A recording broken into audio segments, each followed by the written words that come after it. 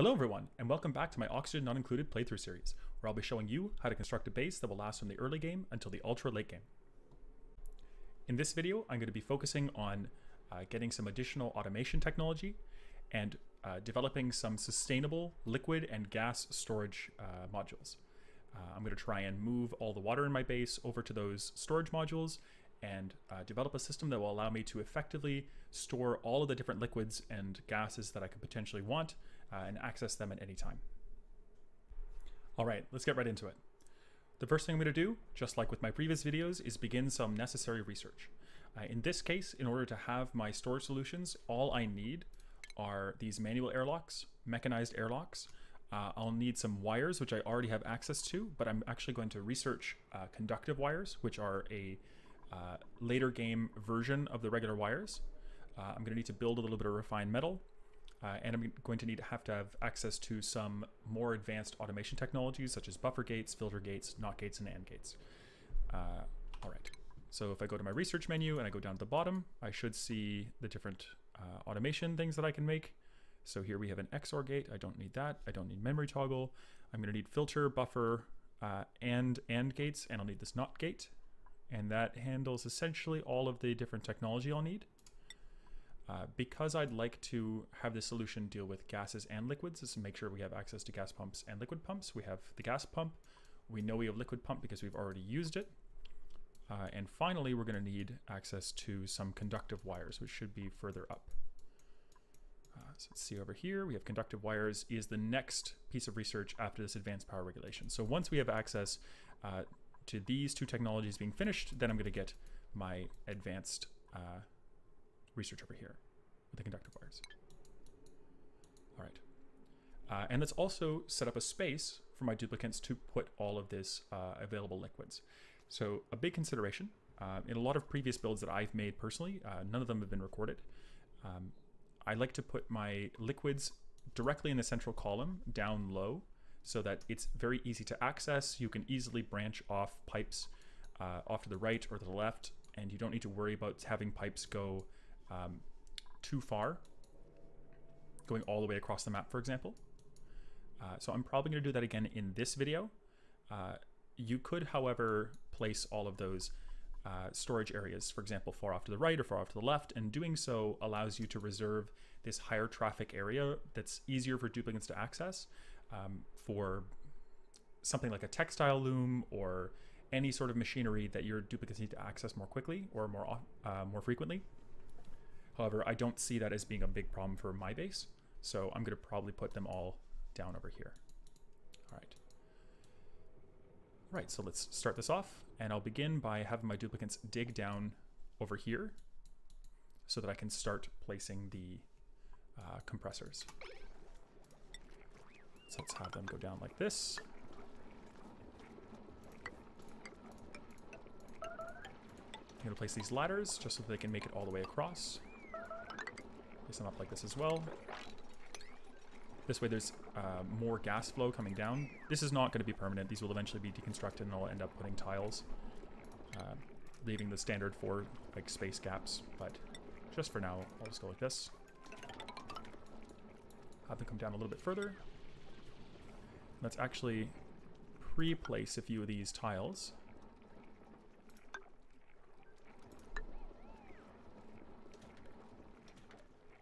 Okay, there we are.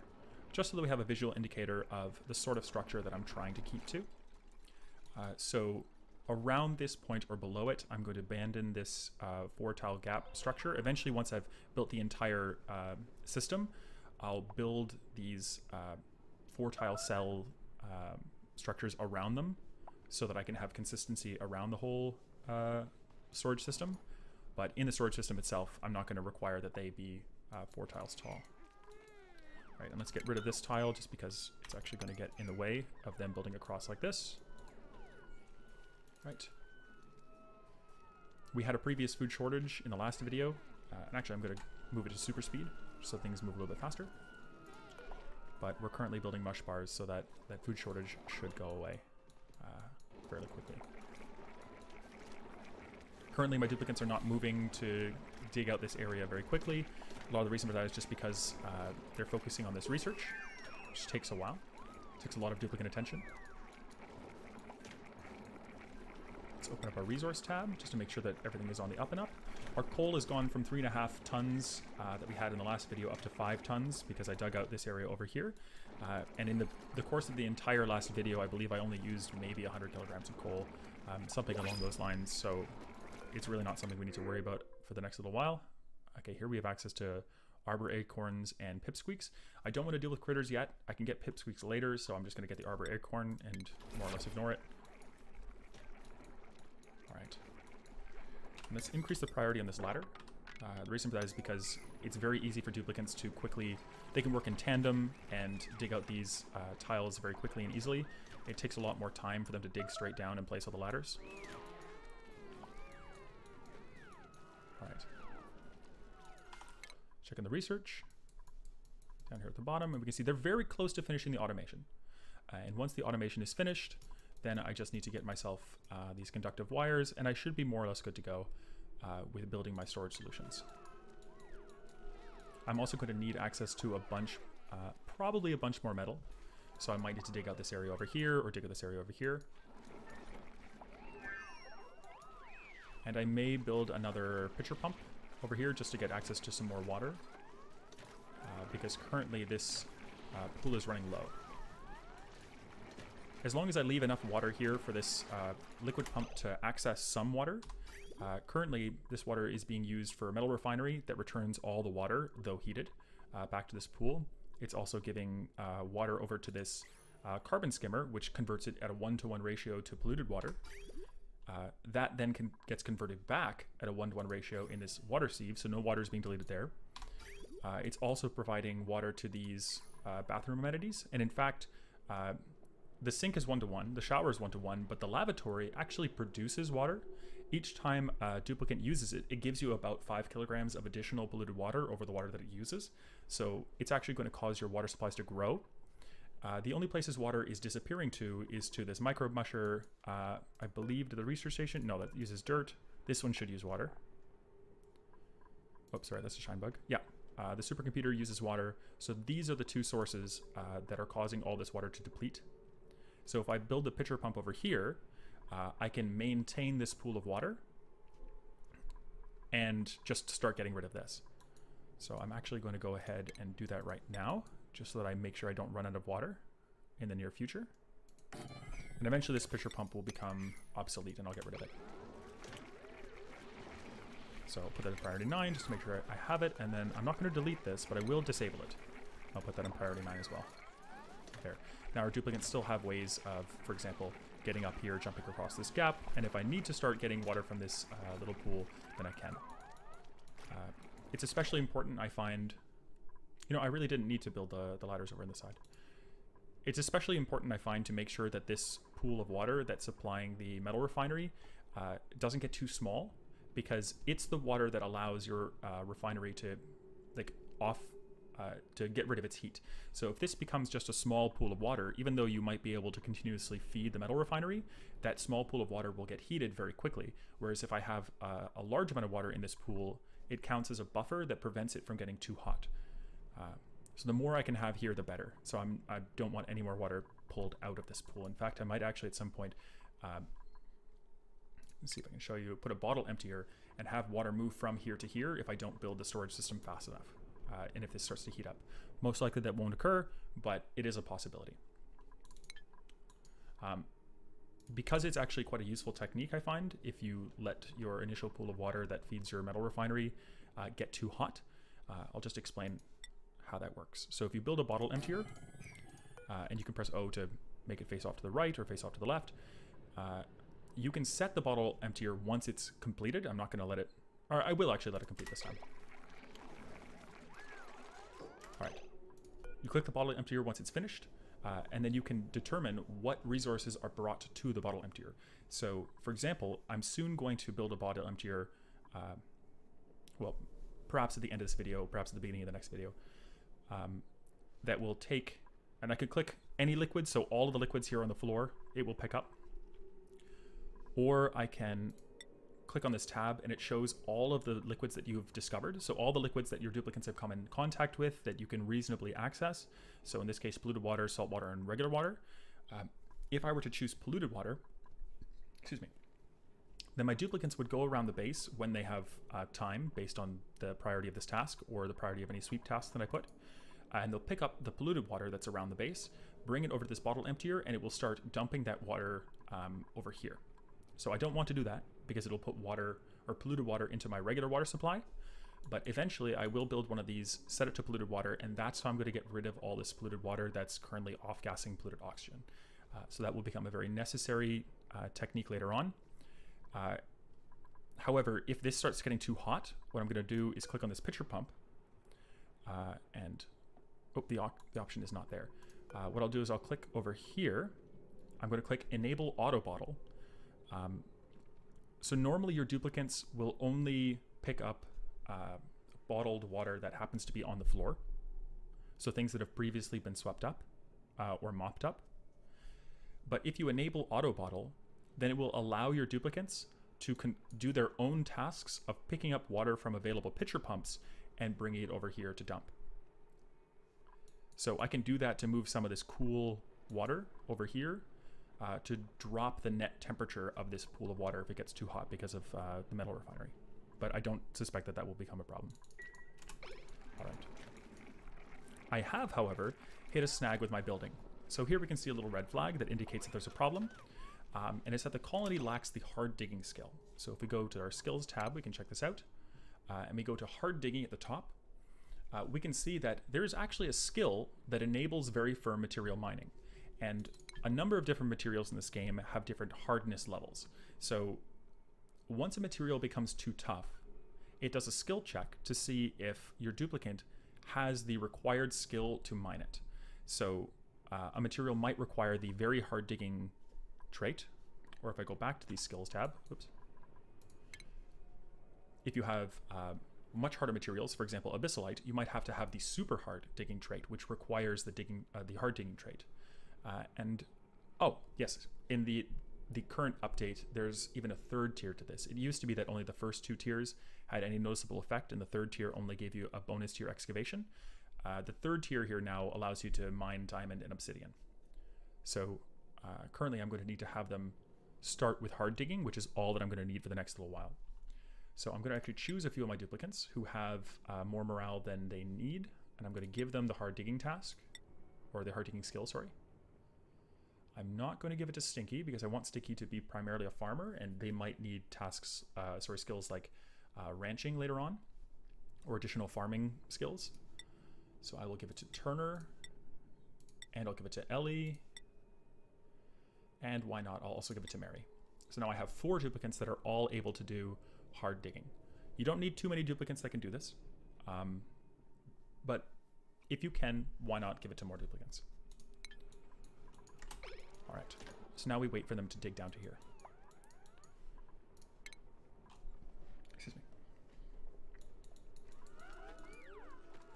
All right, the research is finished, and let's activate the final research that we should need before we can start building the storage solutions.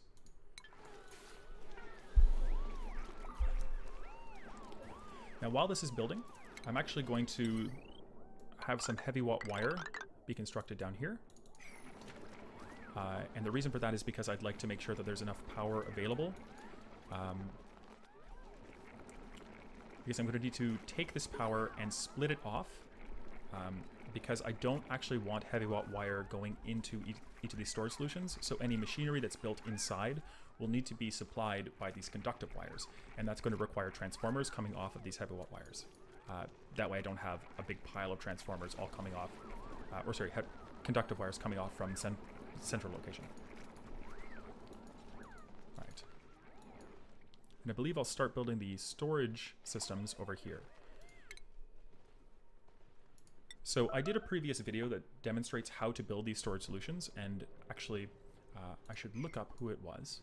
Just give me a moment. All right, so a person going by the name of Dustin Morgan commented on my module series video that explains how to make the storage system. And they mentioned that it's not necessary to have a lot of the structure that I had in place. In my build, I had required that all the doors be closed, and then I built a complicated series of AND gates and NOT gates to detect that all the doors were in fact closed, and then turn that signal to make the whole system start compressing the next load of fluid. So this person in particular mentioned that it's possible to just skip all of that, because if you know how long the system is supposed to run, you can just have a timer and have it just send a signal instead. And that in some situations I would avoid it, but for the vast majority of cases is just a much better way of building the system. It makes expanding the system infinitely easier, and it just takes a lot less materials and is just a lot less messy. So thanks a bunch to you. All right, so while I'd like to start building these storage systems right away, I think it's important to go over my base and just make sure everything's on the up and up. If I check my F1 tab, I can see that oxygen has actually gotten quite low. And part of that is because the algae has run out. There isn't any left. So this is an emergency situation. No more food is growing over here in the top left, although we still have access to mush bars. And the water is also starting to get rather low here in this container. So I'm going to tell my duplicants to start mining out algae at a priority of 9. Just get as much of that as possible. And quickly, I'm going to complete the research that gives me access to electrolyzers. And the reason for that is because electrolyzers, click R, just go over here to my air systems. Electrolyzers convert water into oxygen and hydrogen. Each one of these gives you 888 grams of oxygen per second in exchange for, I believe, 1 kilogram of water per second. And then the remainder of the one-to-one conversion from water into other stuff is hydrogen. So you get 112 grams per second of hydrogen, which is useful for producing power. So all in all, the electrolyzer is a fantastic way of producing oxygen. The reason why I haven't built it yet is because it takes power, more power than these oxygen diffusers do, I believe. Although I'm not sure how the ratio is for like, I'm not sure if the oxygen diffuser costs more power for the amount of oxygen it gives off. But the main concern is that these electrolyzers give off gases at a set temperature of about 70 degrees Celsius. It may be as low as 65, but I believe it's 70 degrees Celsius, which is rapidly going to cause heat in whatever area of the base that you put these electrolyzers and wherever that oxygen spreads to. So our mealwoods don't grow above 30 degrees Celsius. If we just check this, we can make sure, yeah, they have to be between 10 and 30 degrees Celsius. Currently, they're very comfortable at 23 degrees Celsius. And our oxygen diffusers gives off oxygen at a very reasonable temperature that prevents this from overheating. But an electrolyzer is not enough. So we need cooling solutions in place before we can really rely on the electrolyzer, or else we won't be able to grow any more mealwood. All right, so let's actually unlock this just in case of an emergency, and we need to make it faster than I expect. And let's make sure these tasks are all on priority 9. Let's make this one priority 5. Whoop, too late. Okay. So part of the reason I put that up just high enough was so that the water would start leaking in and fill this up, but I don't want too much water. So let's place that at priority 9.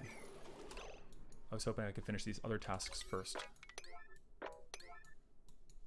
Alright, that should be fine. Let's just put these tasks at priority 8 so that I build that blocking tile earlier. Alright, nice. So now we've refilled this pool of water, strangely shaped as it is. Let's get rid of this sand up here. Nice. We have access to 3 tons of algae now. Let's choose a new blueprint. Let's just get some dirt because it's not a duplicate. It's quite a useful thing to print off. And I can dig this out as well. Should give us another maybe 1.5 tons of algae. And this as well.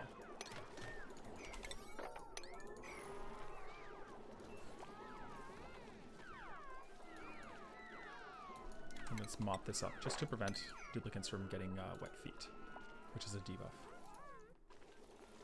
I'm not sure if that's the correct name. It might be soggy feet. I don't quite remember. Let's set this to bottled water, put it at priority 6. That way we can get rid of these bottles of water and dump them into here. Right, nice. Okay, so this is all getting done. We have oxygen refilling the base. Our research to get the electrolyzers is already complete, so anytime we want, we can supply those with power and water. Perhaps put them over here, or put them over here or something. And then we'll have quite a lot of oxygen. One electrolyzer is enough to supply this entire base with oxygen. We're in a very comfortable position, so let's go ahead and build these storage systems that we've been aiming towards. So what we're going to need for these storage systems is quite a lot of metal. I'm actually going to tell my duplicates to come over here. Let's build a more solid floor. I'll leave that bit in place just so that the duplicates don't dig it out and all the water pours out. Right, nice. Put that at priority 9. Very good. Now let's have my duplicates dig out all the way over here. Right. And let's have this all get dug out. Actually, let's leave that in place just because I want some more insulation between here and over here. The further out from your base you go, normally it starts around 20 degrees or 23 degrees. If you go out about this far, then it can very quickly jump in temperature up to about 40 degrees. So you want to leave some natural tile in place if you're not going to build insulation or some like artificial tile to keep the temperature from radiating over here and preventing your plants from overheating. So that's the reason why this didn't go any further than this, is just to make sure that it didn't start going towards this hotter area. So digging this all out is going to immediately start causing heat to flow into the base more rapidly, but keeping this layer of natural tile will slow that down somewhat. All right, so let's go ahead and dig all of this out. Nice, and I'll use ladders to make sure that my duplicates can actually access all of this, although the ladders won't be able to stay there for too long, because it's going to interfere with my base construction. 4, nice.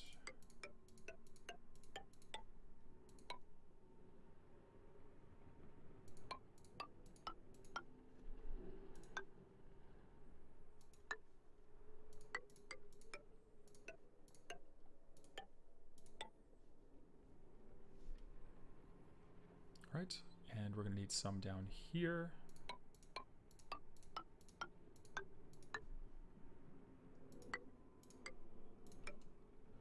That should be sufficient to get most, if not all, of this material out. If I see anything that's missing, then I'll make sure that I build some ladders so that they can access all that. And we'll put that, we'll leave that on priority 5.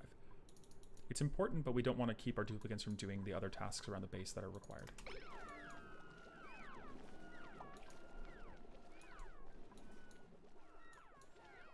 All right, so as they're digging all this out, as soon as we have a little bit more metal, then I'm going to start building the... Whoops. Oh, good. I get to see all my accomplishments. There we go. So this isn't water pouring out of this storage area. This is just the water that had pooled up here from earlier. So I'll just make sure that I get rid of that as I'm going. We don't want it to pool too much into any particular area. And this is an example of what I mentioned in the previous video when I said that you can, you could, for example, mop this entire area up by tricking the game into allowing you to place a mop task by deconstructing a tile. So here there used to be some moppable water, and I placed a mop task, but then the water actually dropped to a lower tile. And even though there's no moppable water, the mop task remains. So a duplicate will eventually come over here, attempt to mop, realize there's no water, and then the mop task will go away.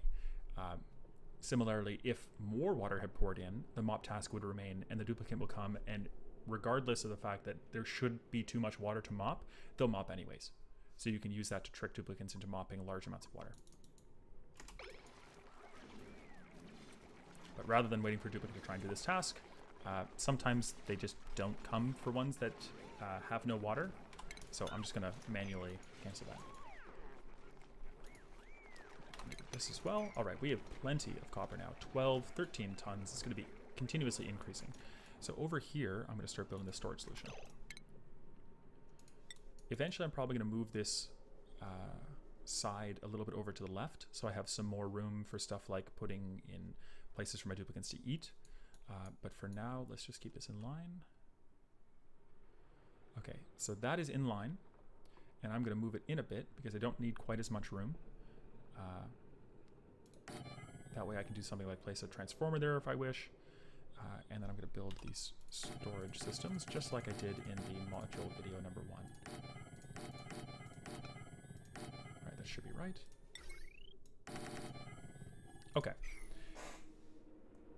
So here I have manual airlocks surrounding this structure. Then I have mechanized airlocks, which are more expensive, and they're going to do the compressing.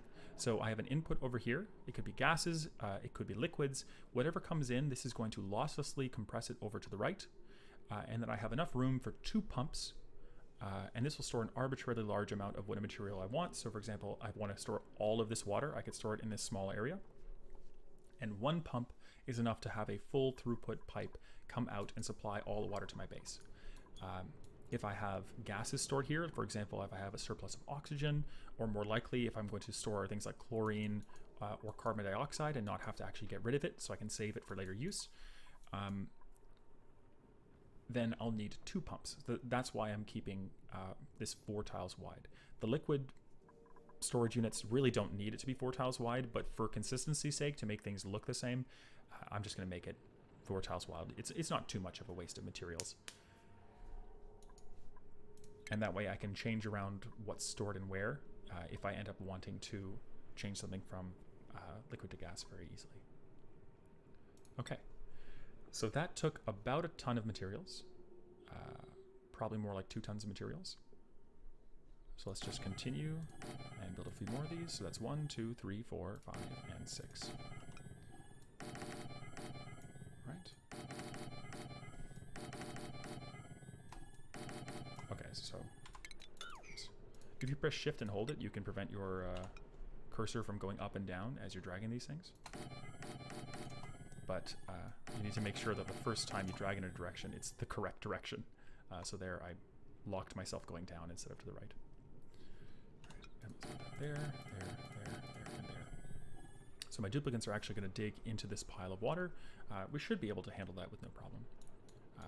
But it is going to be important to make sure that I get all that out of the way. So I'll probably have to dig down here and have the water dump into this polluted oxygen area. All right, that should work fine, and I shouldn't have too many difficulties. But I am going to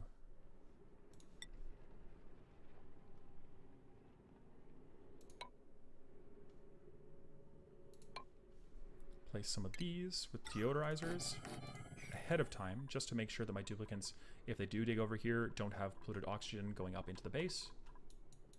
All right. And I'm going to have a heavy wire come all the way down. So stick this out like this. Right. And I'll dig it out like this. Even though it isn't really required, it's nice because then I can allow oxygen to come down this pipe. And I'm actually going to build an oxygen diffuser halfway down at a higher priority, because what's most likely going to happen is this chlorine is going to fill this column, and I won't be able to get any oxygen down here, and so my duplicants will have difficulty, and they'll eventually need to go back up to breathe, and that will cancel whatever task they're doing and cause them to start to come down, break their task, go back up, get some more materials, start to come down, and waste their time. In fact, some duplicants can actually get stuck in an endless loop where if you have materials that they need down at the bottom and they have enough oxygen to get the material but not to get back up, they can endlessly go down to the bottom of the column, pick up the materials, realize they need oxygen, and instead of going back up with the materials, they drop the materials, go back up, get some oxygen, and start the cycle all over again. So I'm going to put this as priority 9 along with this, and that way it'll start supplying oxygen. And I'm actually going to put a storage bin here with a little bit of additional algae, but I won't have a full supply of it. That way I don't take it all away from here. I'll put this algae as a higher priority, but only keep maybe 500 kilograms. That way it'll take it from the storage bin and move it here, but it won't take all of it. Let's put priority 9. Let's go organic. Let's make that 400 kilograms should be enough. And we'll put some algae. Right, so now my duplicates will take it from this storage bin, put it over here, fill it up, but it only is going to fill it up with so much. That way I don't take it all away. And we can already see that oxygen is being produced, which is going to cause a pocket of breathable air, so that when my duplicates go through this like miasma of carbon dioxide, they can continue to work without breaking. Right, very good. New printables, let's get the bomb lily seed. I guess it's not a duplicate. They're continuing to do this task, so unfortunately I've queued up more tasks than my duplicates can realistically get through at a time. So it might take a little while for them to get any noticeable progress done, but they're getting things done here and there. This is a lot of the reason why I love playing the game on super speed. It prevents these long periods of downtime from lasting too long. Let's take that out as well, just that we have access over here. We can get this algae if we want. And I'll put this pipe on priority 7 because it's much easier to dig out the walls once they've already done this. So this is definitely higher priority in my case. Right, I'm going to get rid of these mechanized airlocks because I do not currently require them. Right.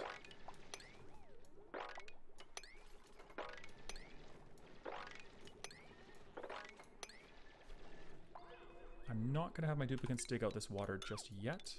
I'll have them do that relatively soon. But only once I have a space for the water to actually flow to. Otherwise, I'll have this big chunk of water that's preventing my duplicates from actually getting anything done.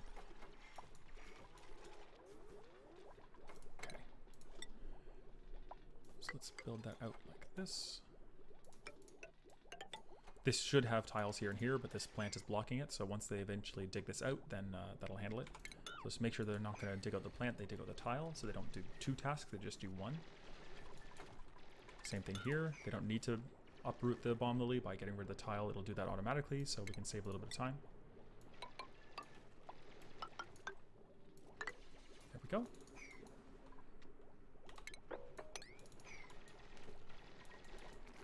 They're continuing to do these tasks over here. We have just as much copper ore available as before, and that's including having 9.6 tons already allocated. So we have lots of copper.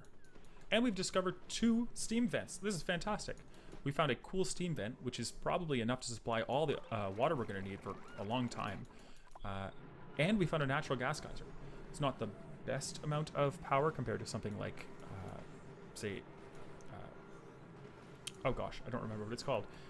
Whatever supplies oil, not the leaky oil fissures, but the whatever you put the oil refineries or the oil wells on down at the bottom of the map. But you're not going to find them there. So this natural gas geyser is a godsend. It's going to provide a lot of usable power, and we'll be able to store all the natural gas losslessly in this storage system.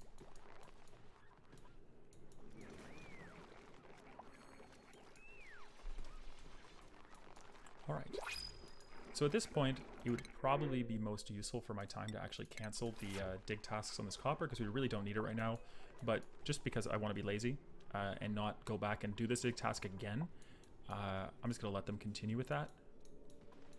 Soon we're going to be transitioning over to iron, actually, because iron is much more easily renewable. There's a lot more of it available on the map. You really only find copper in your starting biome, unless they changed it in the most recent patch. I don't believe they did. So if I use copper all over the place for everything, I'll eventually run out. And there are a few particular buildings in the game that require copper. Okay, so we got a little bit of polluted water. Managed to get in there and over there. So let's put the ladder down here. Priority 9 it. Get rid of this additional stuff. Okay, now that that's built, I can get rid of this polluted water. So the trick I told you about getting rid of huge quantities of water by forcing the game to, or tricking duplicates into mopping, as soon as whatever type of water they're mopping is eliminated, then I believe the task goes away. So the reason why the task goes away when the polluted water is done is just because polluted water is the task that they're focusing on, and like it doesn't continue on when water replaces it. So if this was a pool of a giant amount of polluted water and I somehow managed to get it to do that mopping task down here at the bottom of the pool, then it would continue and eventually drain the entire pool, unless the duplicant lost interest because of having to go eat or sleep or something, and then the task might actually disappear. I don't recall if it disappears or not.